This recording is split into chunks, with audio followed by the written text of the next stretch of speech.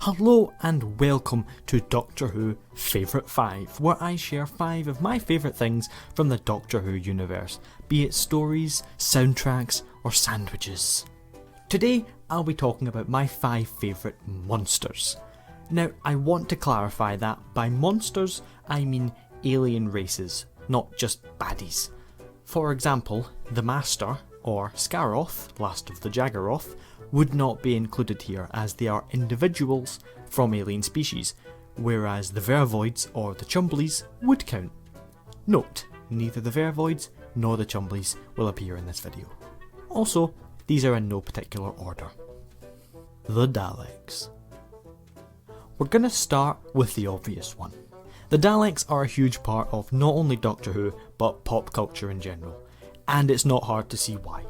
And despite their frequent use in New Who and Big Finish, writers are always finding new and interesting stories to tell featuring the evil dustbins. I want to bring up 2 stories that I think are fantastic examples of the Daleks being used creatively. Firstly, Jubilee, which is a stunning story that not only explores the Daleks, but also humanity at its very worst. It's a very funny story, but the use of comedy is both hilarious and frightening at the same time. I highly recommend it. It's only $2.99 on the Big Finish website. I also want to mention Resolution, which is by no means a political satire on the same level as Jubilee, but is still an equally interesting use of the Daleks as we see how truly unstoppable they are. The story is by no means perfect, but I really do enjoy it, and it definitely rekindled my love for Davros's shouty travel machines. The Cybermen. Another obvious one here, but the Cybermen are my absolute favourite villains in Doctor Who. The concept alone is terrifying, and I definitely think they work best when we get to explore the emotional impact they have. World Enough and Time and Spare Parts being the obvious examples. Stories like The Haunting of Villa Diodati and Ascension of the Cybermen are also great, as I adore the character of Ashad, this broken man who has devoted his life to resurrecting the Cyber Empire. However, I also love the stories where they're portrayed as a massive, unstoppable army, like Army of Ghosts, Timeless Children, and the latter half of Nightmare in Silver. Special shout out to Silver Nemesis, which I adore. Basically, I love the Cybermen, and I really hope to see them and the Cybermasters again very soon. The Pitting. Now there's something you probably didn't see coming. The Daleks and Cybermen are both fantastic, as they're both born from really interesting and nuanced ideas that can act as the catalyst for some excellently crafted stories, whereas the Pitting is just a blob that eats stuff. And I love that. Not every monster has to be as complex as Frankenstein's monster or as layered as Darth Vader. Not sure if Frankenstein and Star Wars are on the same literary level, but you know.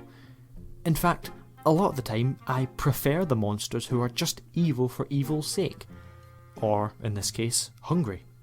Plus, he's so cute. After the Resolution Dalek and Ashad, that's another win for Chibnall. Well done. The Judoon.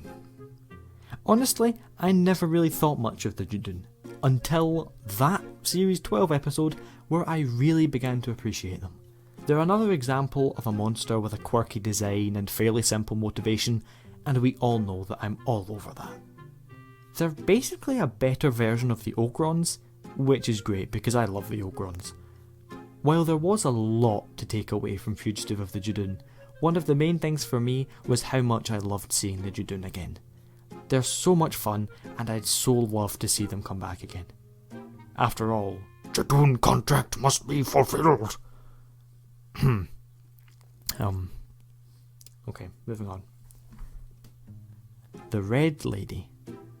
I hope this isn't cheating, because technically the Red Lady is an individual from a species, but I'm gonna include her anyway. If you don't know, she appears in the aptly named story The Red Lady from Doom Coalition 1.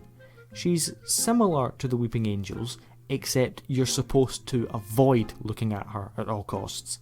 And it's surprising how well such a visual concept is portrayed in the audio medium. It's a fantastic story, and if you can get Doom Coalition 1 for a good price, I'd highly recommend it for this story alone. So that's it for this edition of Doctor Who Favourite 5.